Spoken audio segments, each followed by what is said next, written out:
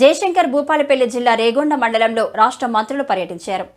కొడవటంచ లక్ష్మీ నరసింహస్వామి ఆలయాన్ని దర్శించుకున్నారు. ఈ సందర్భంగా మంత్రి జూపల్లి మాట్లాడుతూ కొడవటంచ ఆలయాన్ని అన్ని విధాలా అభివృద్ధి చేస్తారని తెలిపారు. అన్ని విధాల సహాయ సహకారాలు అందజేసి అండగా ఉంటామన్నారు. రానున్న రోజుల్లో కొడవటంచ ఆలయం రాష్ట్రంలోనే ఆదర్శమైన దేవాలయంగా మారబోతుందని అన్నారు. కొడవటంచ లక్ష్మీ నరసింహస్వామి ఆలయంలో దాదాపుగా 12.15 లక్షల అభివృద్ధి పనులకు మంత్రి జూపల్లి కృష్ణారావు శంకుస్థాపన చేశారు. కాంగ్రెస్ ప్రభుత్వం అన్ని దేవాలయాలను అభివృద్ధి చేసే లక్ష్యంగా ముందుకు వెళ్తుందన్నారు.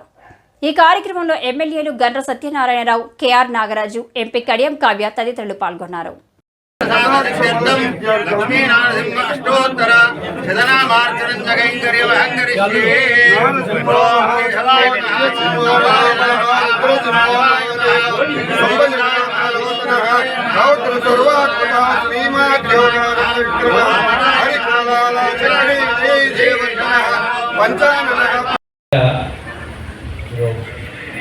వస్తూ ఈ శాసనసభ్యుల చెప్పారు.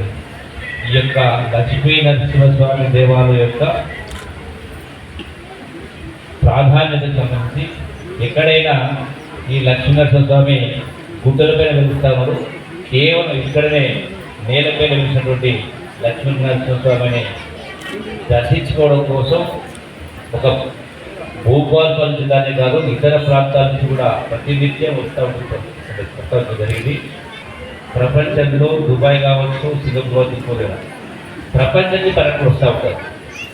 కానీ మన దేశానికి సంబంధించి మన రాష్ట్రానికి సంబంధించి చూడవలసిన ప్రాంతాలు చాలా ఉన్నాయి.